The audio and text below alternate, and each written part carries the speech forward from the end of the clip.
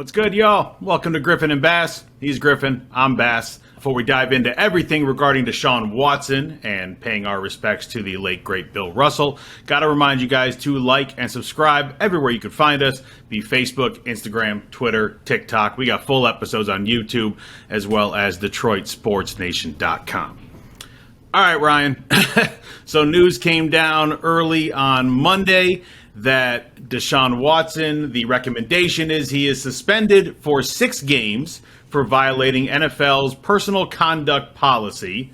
Judge Robinson, who was jointly appointed by the NFL and the NFL's Player Association to rule on the case and administer any punishment, listened to the arguments from the league, the union, Watson's attorney during a 3-day hearing held in her home state of Delaware in late June. The NFL have been pushing for a suspension of at least a year, while the union and Watson's attorneys obviously didn't want the quarterback to be suspended at all. 6 games is the recommendation. Watson's people not happy about it. The NFL's people not happy about it. The fans of the Cleveland Browns are kind of split depending on if you support Deshaun Watson still or not. But generally the way it works is when both sides are not happy, then it was a pretty successful negotiation. But what are your thoughts on the news coming out of a 6-game suspension for Deshaun Watson? It's about, I guess, where I thought it would be. It's confusing, and I think the NFL, or in this case, Sue Robinson, is kind of in a tough spot because, one, they only looked at 5 of the cases, not 25 or 30 or whatever the final number ended up being. But if you're the NFL or kind of really any employer, you're put in a tough situation when you have somebody, an employee, who did something really bad or allegedly did a bunch of things really bad, but there's not like enough evidence for the law to say, oh, well, you're not like bad enough to be in jail. So then it comes back on the NFL to where now people are looking at them to dole out some type of justice. And for them, it's, hey, we just pay the guy. Like, we're not some rulers of society. We're not supposed to be the law and order like we're supposed to play football. So I can understand why Deshaun Watson's people would say, hey, like, the law didn't determine that he did anything wrong or drop the charges or whatever the case was, right? He didn't spend a single day in jail. So why are you guys going to punish him further? And then the NFL is like, yeah, well, he's still a bad person, and we think we have enough evidence to suggest that, even though I'm sure the NFL doesn't have all the evidence that the law might have, right? So I think it's just a tough spot. I think 6 games is probably what I thought was going to happen. It's on the lighter side of what I thought was going to happen. I thought you'd probably look anywhere from 6 to 8, maybe even 8 to 10. But, now it seems like it's going to be 6. And the important part is the NFL can say really whatever they want. They can say, hey, 6 is perfect. They can say, hey, 6 is too harsh. Let's give him 4 games. Or they can say, kick rocks. Forget 6. He's going to be suspended the entire year. They can really do whatever they want. But this recommendation by the judge here, I don't know. It falls in line with, I guess, what I thought was going to happen. There are so many head-scratching things about this entire situation with everything that's played out in the courtroom with the drama of all of this. 25 different women came forward regarding issues with Deshaun Watson and being inappropriate, to touching them, to put whatever. And for whatever reason, the NFL only brought 4 witnesses to the trial. The 4 they thought best supported their case. They only spoke to 12 of them regarding this trial. So you have 20 plus that you did not use. And then meanwhile, Judge Robinson completely flat out says that he did this stuff, but called his sexual assault nonviolent. Now, I don't know what she is looking for as far as violence. Did you want him to beat the girls up? If he is forcing himself on them, I don't think she wanted him to do any of right, that. Right, obviously. But, to say that it was a sexual assault, and the word assault is in there, and then say it's nonviolent, doesn't make any sense to me. And the NFL, if you are trying to legitimately put a case against Deshaun Watson, then why didn't you talk to the other 20 plus women who have come forward and stated all the same stories?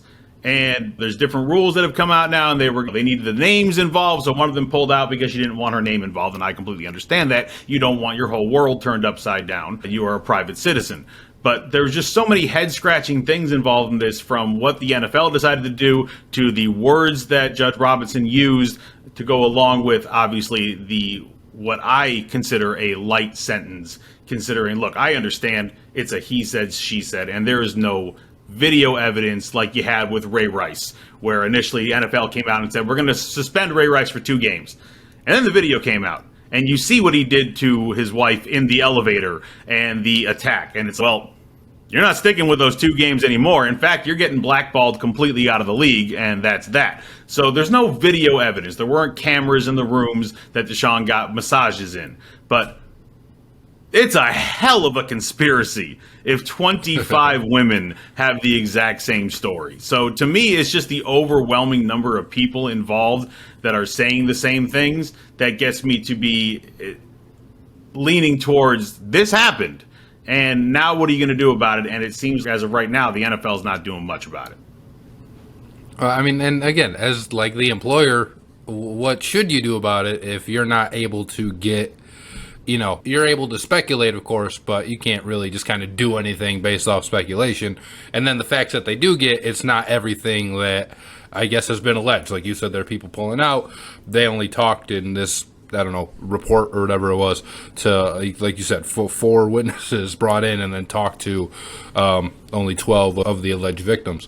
So I don't know. I don't even understand why we're looking at the NFL to adjudicate these things. And like why we wouldn't just put more pressure because on, they're the employer, like the law enforcement, and say, hey, if this guy did get accused of doing this thing 25 times, like why is he not in jail? All right, but let's say your work environment, and you got 4 women, not 25, but just 4 women that went to HR and said, Ryan Griffin is harassing me and this, that, and the other. They're all the same kind of stories. That's a different situation.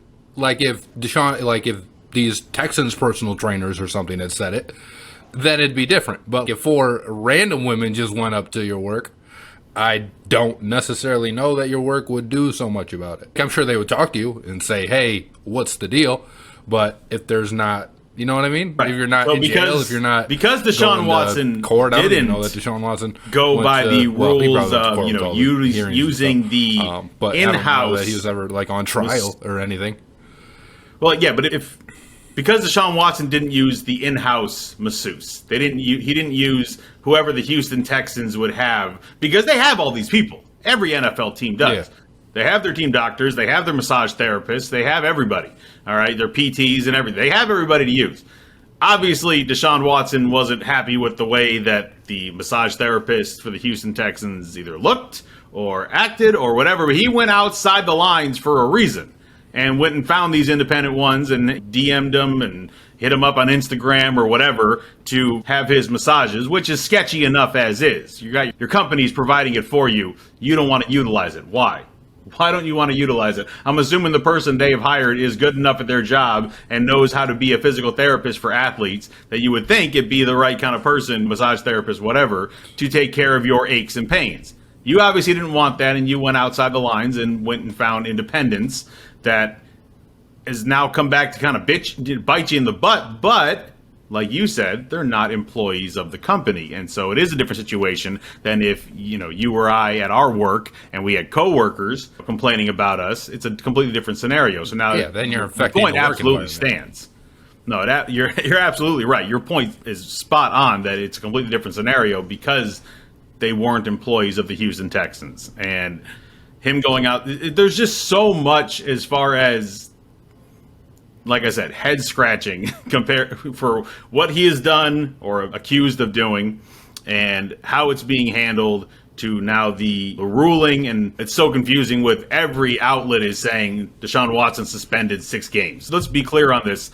He's not suspended 6 games yet. This is not you have to do this. This is Judge Robinson's recommendation to the NFL, right? Yes, exactly. Okay.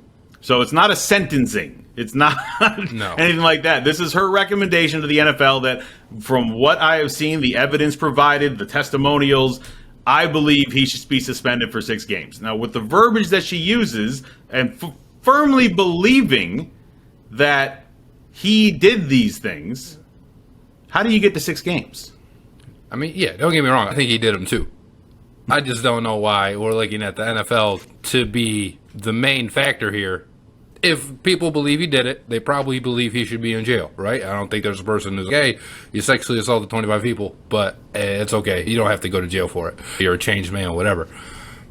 So for that, if the law for if you're going to make this black and white is essentially saying he didn't do it because he's not in jail, then I don't know how you're like. So I don't know. It's just confusing to me. I just wish we had a better justice system to where somebody like Deshaun Watson, if he was guilty of these things, wouldn't have the power and influence to pay hush money or whatever it is, right, to get all these cases settled so that they don't look as bad and they don't go on as long, more info comes out, all of that stuff. I wish that wasn't the case, but it is, and I just don't know. I don't know how, if you're the NFL, you're certainly not going to make everybody happy at all, because there are probably people who believe if Deshaun Watson's not in jail, he should be able to play no matter what, right? He shouldn't serve any game suspension, which sounded like it was the theory of Deshaun Watson and his team, his camp, whatever you want to call them, where they were mad about being suspended for any games because the charges were dismissed, dropped, whatever you want to say. And then there's people who are like, no, like, this is a horrible human being.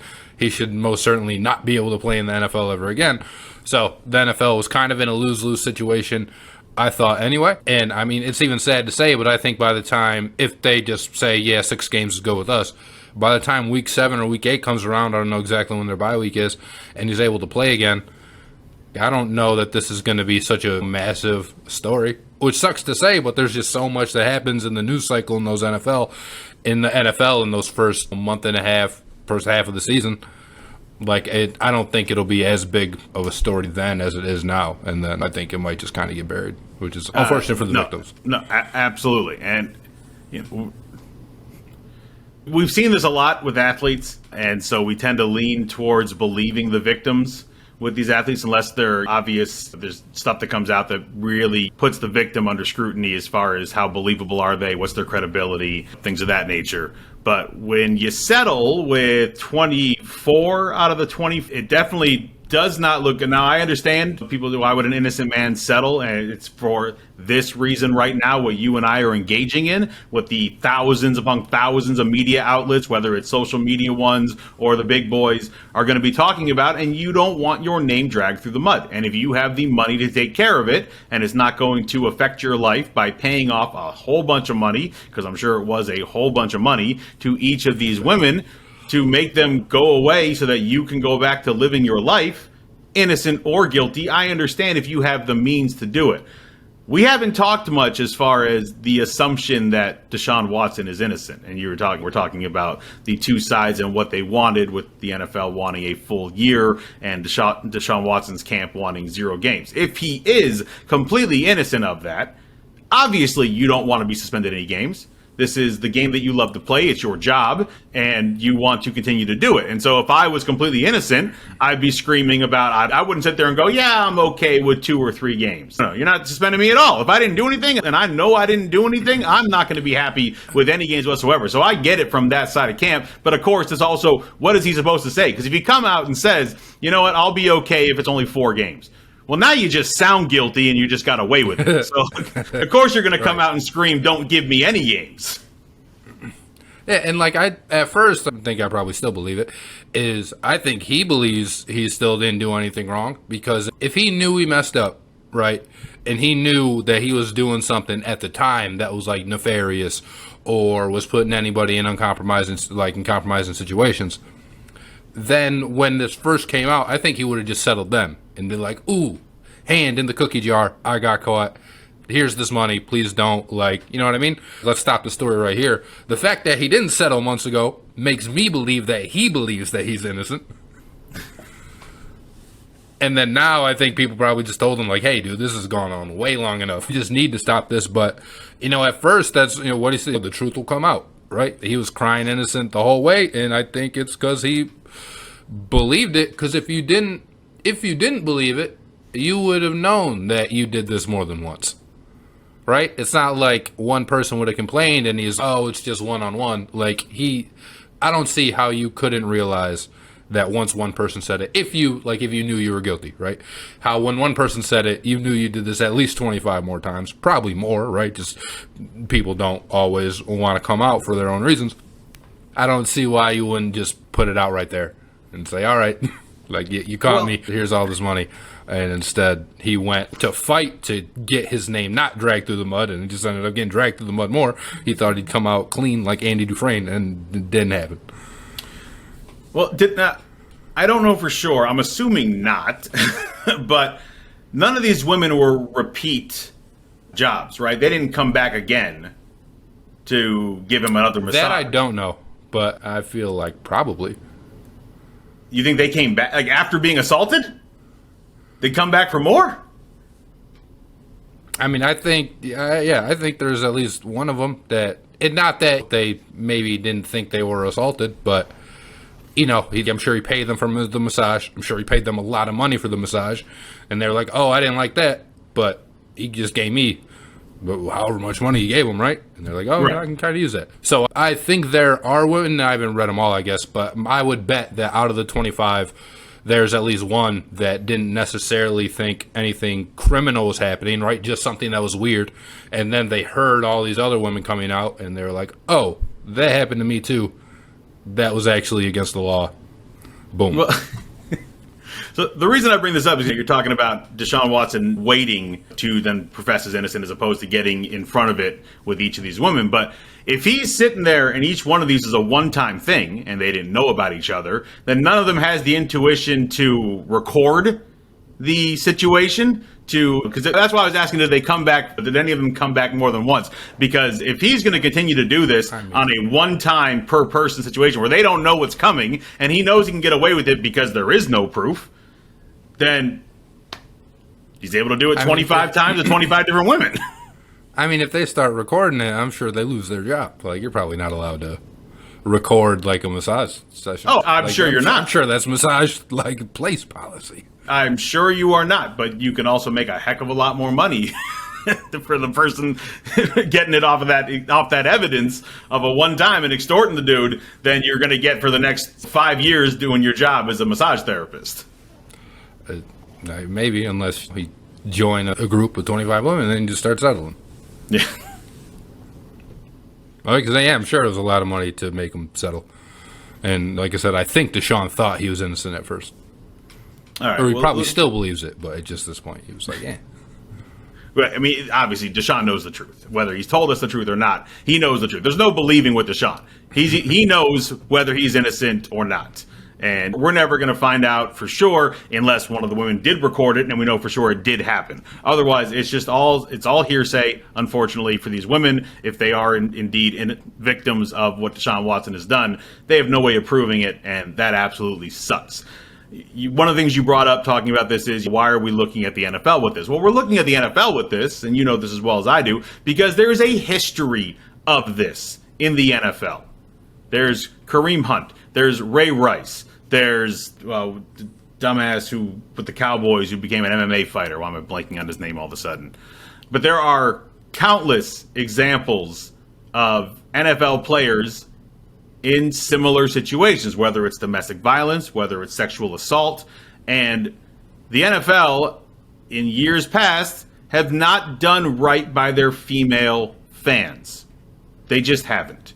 If you are good at football and you can put a product on the field that people want to watch, that is what the NFL cares about more than anything else. They can say all they want about protecting the shield and all this crap. But when you suspend a wide receiver for a year for sports betting, which is legal, and you have video of Kareem Hunt not only attacking a woman, but then leaving and then coming back to attack her again, there's just too many examples throughout the history, the last 20 years of the NFL, and Roger Goodell not dropping the hammer in ways that he is able to, that people are going to look right to the shield to say, do something, because you've had too many years of not doing something.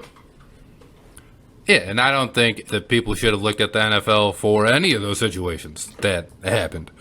Like, I know they have a long history of improper suspensions, if that's what you want to call them, right? Not giving enough games, not being harsh enough, whatever the case is, letting these guys back in their league.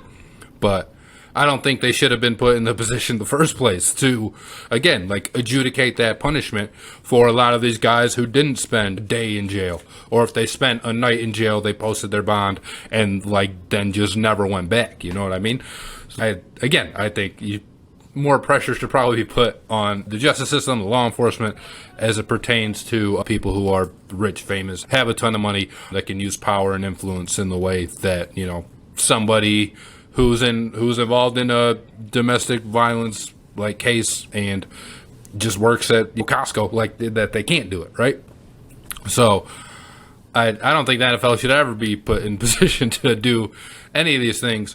And it's definitely inconsistent, and there's a history of it. And one of the things that I think the NFL takes more seriously than pretending that they care about women or, you know, victims of abuse, assault, whatever kind, is they don't want the integrity of the game messed up, which is why they came down so hard on Calvin Ridley for betting on the game, because they thought if you're betting on the game, that directly affects the integrity of our game. Same thing, Tom Brady got 4 games for the deflated footballs, where the NFL thought, hey, you're cheating, so we have to suspend you like we would a cheater. Spygate, the same thing. Not that I think any individual person got suspended for anything, but the Patriots docked a whole heck of a lot of money, again, because of like the integrity of the game thing, as opposed to making sure that all of their players are not even good guys, just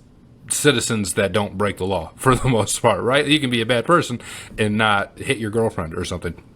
And I don't know. I just think that's kind of the NFL's stance on it. And I think that's still apparent. The NFL would not say that's the case, right? They would say we take this the most serious than we take anything. It's our job to make sure that all of our players are doing everything and we're supporting these victims and what have you. And that's obviously not the case. They care more about the integrity of the game and how conduct on the field how much more conduct like affects you on the field than it does off of it, which is why all these bad players or all these bad guys are still be able to play football if they're good players. Because, you know, Ray Rice, there's a point where he just wasn't good anymore, and then teams were like, like, even same thing with Colin Kaepernick, right? Like, he's getting a tryout now, and he's 35 years old. Okay, he isn't obviously not good at football anymore, right? He's too old. But see, 6 years ago when you blackballed him, he probably still had a little bit left, and it's unfortunate again. But that's just the way the NFL is operating. They care more about what happens when you tune into their sport than what happens when their players are off the clock, to say.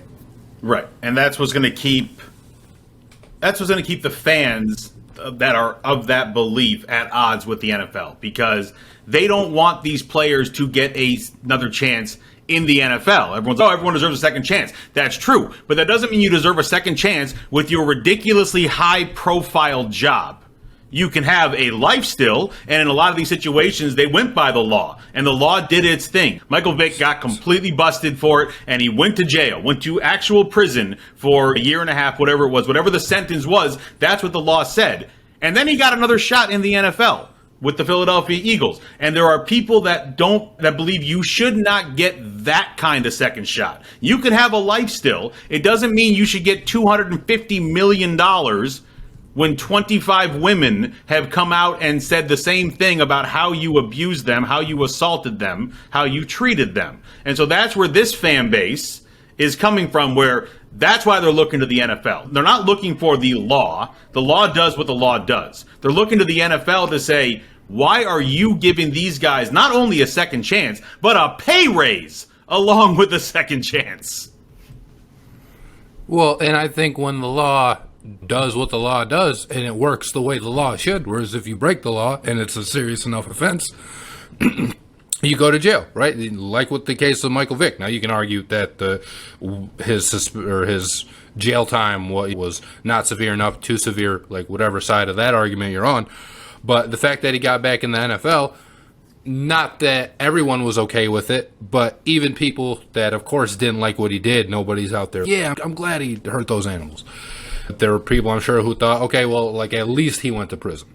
At least he suffered some type of consequence. Now, he went back and he still made millions of dollars in the NFL after that, but at least he had what was coming to him in prison, and then he got out and he was able to, again, retain that lifestyle, that comfortable lifestyle that he was used to living. And, of course, there were people that didn't like that. But I think if you polled 10 people that are mad, like, that are usually mad about how the NFL handles situations like this, 9 out of 10 of them would prefer that the players go to jail if they should actually be in jail, right? If the offense that they did, which a lot of times it is, right? Drunk driving will get you in jail. Domestic violence, like, will put you in jail. That the player at least went to jail, even if it wasn't for as long as maybe they would have liked. I feel like people would have a better view of the NFL if a guy like Kareem Hunt went to jail, or Adrian Peterson went to jail or something.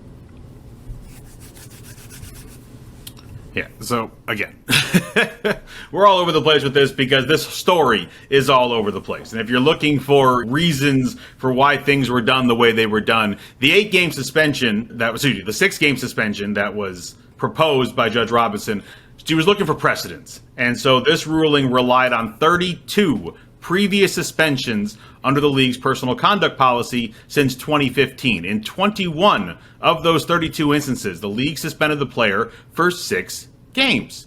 So including cases like Darius Geis, Johnny Manziel, Greg Hardy, who I couldn't think of earlier, he was suspended for 4 games. The longest suspension was 10 games for Jerron Jones in 2021, but that involved a criminal plea and multiple incidents of domestic violence that were proven. And 2 8-game suspensions of Kareem Hunt in 2019 and Mark Walton in 2020 also took into account multiple incidents of domestic violence. And this is where, again, I'm coming back to the fans that are not happy with this situation in general and are looking to the NFL. You have multiple incidents of domestic violence, and you are more than okay with giving these guys another chance and a pay raise in a lot of these situations for guys that are just not good people.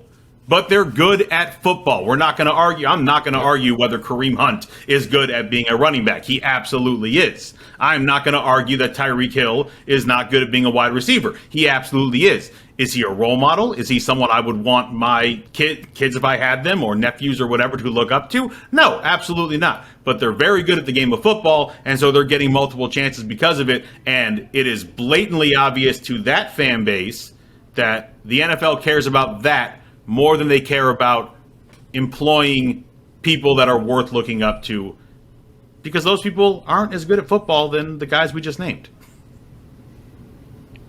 Yeah, and it's like Dante Stallworth killed somebody, and I'm sure he's in jail. Maybe not. I think he might even play after that. But, then you look at the guy like Darren Sharper, who's out here Bill Cosby and people, and now he's in jail for a whole bunch of years. So, like, it has worked, but again, those were guys who at the time just weren't on top of their game like some of the other guys that you mentioned. Right. And it does come down to not only what your offense is, but how good you are at football. All right. Well, the league has 3 days to appeal the decision. I don't fully understand too much in that because they really are, like you said, in control and can say they can do whatever they want to do. They want to stick with the 6 games. They want to lessen it. They want to make it a whole season. They want to blackball them from the league. They can absolutely do it. So I don't understand this whole appeal thing because, again, it's not a sentence. It's her opinion. It's her ruling based off of everything she's seen. But for whatever it is, the NFL has 3 days to appeal the decision.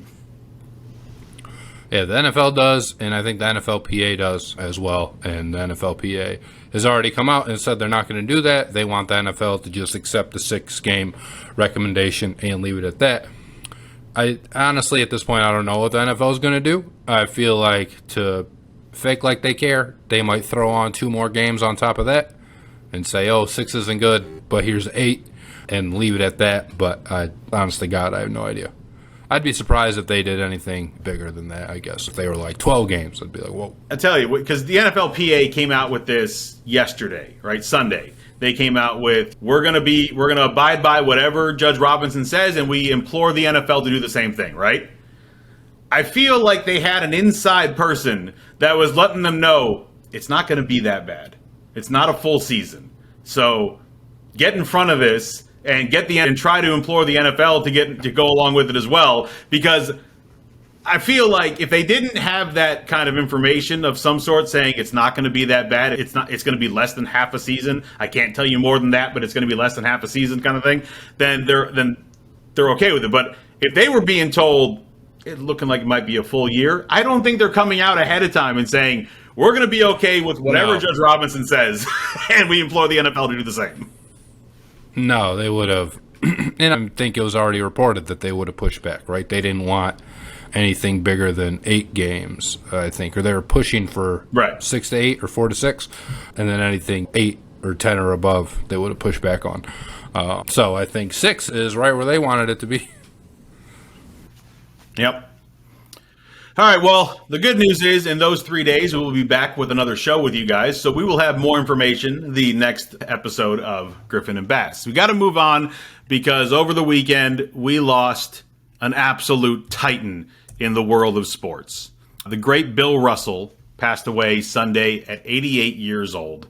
And, first of all, it's a blessing that we got him for 88 years because and how involved he was in the NBA for these last 15 years or so when, media really started taking off and obviously naming the finals MVP after him kind of forced him to be in the spotlight because he would be at every finals to present the Bill Russell MVP award to the winner of the finals. And so that was wonderful for us as fans, and for younger fans who didn't know anything about this guy had a reason to be like, who is that? And they could look up who this guy is, because old heads, and I'm not talking about myself, I'm talking about much older, because I had to look up everything as well when it came to Bill Russell, but old heads know all about him and know how important he was to the game of basketball and to the United States of America in general, and obviously his group of people, the black people in America, with what he was involved in the civil rights movement and not being quiet and taking a stand. He was the first to really do that. But Ryan, we absolutely lost a titan in the world of sports this weekend. Yeah, we just talked about all the bad guys in the NFL and how they're bad people too. And Bill Russell was really the antithesis of that. Like, here's a guy who he was so important. He might be the most important person in NBA history, maybe the most important player if you want to say, oh, hey, David Stern or whoever else, right? But he was put in a position where only Bill Russell could have thrived. And by that, what I mean is that it's so impressive that Bill Russell was able to do what he did. The 11 championships in 13 years speaks for itself on the court, but even off the court, with all of his civil rights, not marching. I'm sure he marched, but march as well. Yeah, I'm trying to say. His involvement, all of his civil rights involvement, all of like his activism, what he did and what he had to go through. When for 48 minutes a night, everybody in Boston loved him. He's the greatest dude on the planet, and then those other however many minutes are in a day, they hated him. They couldn't stand his guts. They'd break into his house. The FBI even had a file on him that was going into racial remarks. And for him to, I'm sure it bothered him, but didn't really let it show that it bothered him, right? He just kept on doing what he was doing. He was doing what he felt was right and what he knew was right in helping black people advance in America and speaking for them, because he knew he had a platform at a time when not very many athletes did have a platform. Certainly not like today, where everybody can go on Twitter or go on IG Live and get 1 million views based on what they're saying. That stuff Bill Russell was doing when it was certainly harder to do so, I think, because you didn't obviously have as many people agreeing with you as they do now, and it was more dangerous to do so in that there was a bigger threat of danger to doing that than I think there is now, although it's still dangerous, of course. But I don't think Bill Russell did that because he liked being threatened. I think he did that because he knew if he didn't do it and they were able to silence his voice, which was so powerful and so prominent, that it would affect the next generation of black athletes coming up. right? So he wasn't speaking for himself and saying, hey, treat me better. He was speaking for his teammates at the time who didn't have the same type of platform as he did. The athletes that he knew were going to come after him, who, if he didn't say anything, were going to have to deal with the same stuff. And people still have had to deal with the same stuff. Unfortunately, it's America, and we're not all the way past that yet, as sad as it is. But Bill Russell knew for people to experience what they experience today, which, while it's certainly not perfect, it is better than it was in the 1950s and 60s when Bill Russell was out here like really staking his entire reputation on it. He, of course, knew people weren't going to like it.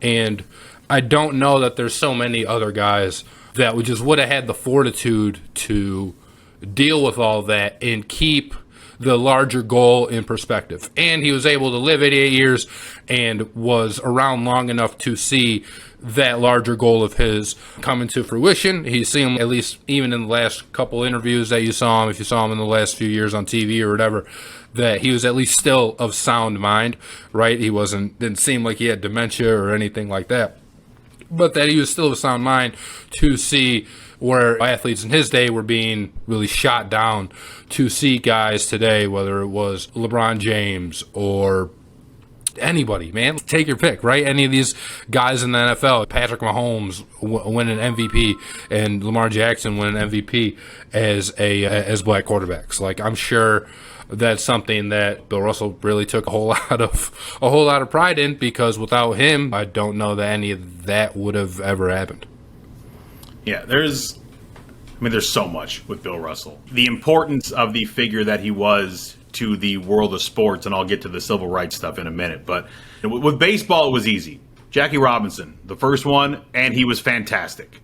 And took the world by storm with what he was able to do on a baseball field. Bill Russell wasn't the first black basketball player, but he was the first black superstar, far and away. And the going to the right team certainly helps. And the Boston Celtics were the right team, and Red Auerbach made sure they were going to be the right team by moving pieces that needed to be moved to bring in someone that was as important to their game as he thought Bill Russell would end up being, and he was absolutely right.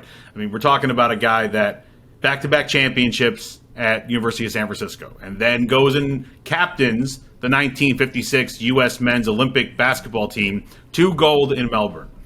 And then he joins the Boston Celtics late in the season, plays 40-plus games for them, and they win their first NBA championship. Celtics hadn't won one yet until Bill Russell gets there. And then Bill Russell gets hurt his second year in the NBA Finals in Game 3 against the St. Louis Hawks. And St. Louis stops that train before it leaves the station of what they go on to do, which is right after that, win 8 straight. So think about that for a second. If Bill Russell doesn't get hurt in the NBA Finals in his second year, the Celtics probably win 10 straight NBA championships. And then when he is done with doing that under Red Auerbach decides to step away. And so Bill Russell takes over. Now, he's not the first black head coach in sports in America, but he is the first black head coach in American major sports. There were smaller leagues. The NFL in the early 20s had running back who became head coach, but that was the NFL in the early 20s. It was nothing yet. There was another league another basketball league that had one as well. But for the major sports in America, the ones that really mattered to this country and the foundation of this country, he is the first. And they almost win it all his first year as player coach. But they finish it by winning back-to-back titles. So that's how you get the 11 championships out of 13 years. And he's revolutionized the game defensively, did things that no one had really done before defensively, being able to move the way he could move, jump the way he could jump, time what he was trying to do. And he still would get mad in modern NBA, and I'm talking about the 80s, 90s, 2000s, when a defender would block the ball and knock it out of bounds. To him, that was a waste of a block. This man would block it straight up in the air and then go rebound it to give his team possession of the ball. He was that intelligent of a player defensively. He wasn't out of this world offensively. He averaged about 15, 17 points a game. but 22, 23, 24 rebounds a game to go with it, anchoring a defense that could now change the way that his whole team plays by letting his perimeter defenders know that they can funnel their opponent to him and know that he's got their back and he's ready to go to knock that thing to one of them or to himself to make sure that the Celtics would get possession of the ball. And it absolutely worked. And you saw all of this on the floor and then off the court with leading a protest in 1961 when a diner wouldn't serve the black Celtics players. And so he led a revolt, and the Celtics players that were black did not play. And this was in Kentucky, taking on the St. Louis Hawks. Well, guess what? The black players of the St. Louis Hawks didn't play either. Their white teammates played the game for both teams, and he led that. And then marching side by side with Martin Luther King on Washington, being front row for the I Have a Dream speech, being one of the leaders at the Cleveland Summit, along with Kareem Abdul-Jabbar, in being vocal about Muhammad Ali not wanting to go to Vietnam and being stripped of his title in his prime and having to face going to jail for this decision. He was out there in the forefront of all of this. And it wasn't just for his people. Obviously, that was a huge point of it. It was for a better country, a better world for everyone living in this country. And that was important to Bill Russell. And you've seen that ilk continue. It was important to Kareem Abdul-Jabbar. It's important to LeBron James. It was important to Magic Johnson in the back. This is all stemmed from him and what he did in showing the way in a time where, like you said, this was not popular by any means. And to deal with all of this and still want this while you are playing for a city, and he admits he wasn't playing for that city, but for lack of a better term for this second, for playing for a city that didn't want you and did everything in their power as far as fans were concerned to make you feel unwelcomed all the time. It's insane to me to have that intestinal fortitude and that mental fortitude to rise above all of that and do what he did for himself, for his teammates, to bring all of those titles to the Boston Celtics. It just amazes me. And we're never going to see anyone like him again as far as winning in sports. Tom Brady, fantastic. He's only got 7. Mickey Mantle, fantastic. Only got 7. Michael Jordan, fantastic. Only got 6. This man has 11 out of 13 years. He technically, really, if you look at all the titles that he won, for titles that count, 2 NCAA championships and a gold medal to go along with those 11. He's got 14 in 16 years of playing. That's insane. And we're never going to see anything like that again. And to go on top of that, the kind of person he was, it's an unbelievable loss for all of us. I'm so happy he was around for 88 years. I wish he was around for another 88 more to continue to show the history of what he brought to this game and why he was so important to this country, to the game of basketball, and to the upcoming youth. If you're smart, you will teach your kids, whoever you are out there watching us, about the great Bill Russell, because he was a great man on and off the court. There's a lot of video you can show what he did and why he was as great as he is, and he's going to absolutely be missed. Hey, man. Rest in peace, Bill Russell. The greatest winner in American sports history. And the starting power forward on my all-time starting 5. As long as you consider him a power forward like I do. All right. Man, this is an emotional episode of Griffin and Bass, Ryan. Oh, it started with one bad guy and one good guy. Yep. All right, well, that's going to do it for us on this episode of Griffin and Bass. Thank you guys for kicking it with us. We will see you guys. Well, you'll see us on Friday. We'll be recording on Thursday. And before we get out, as we always do, don't forget, Wu-Tang is for the children. We'll talk to you guys again soon. Peace. Hey, Ryan Griffin here. Thank you so much for watching today's episode of Griffin and Bass. Be sure to give us your thoughts in the comments below. Remember to click the bell to receive the latest notifications from DSN and subscribe for breaking news, community blogs, polls, contests, and other content.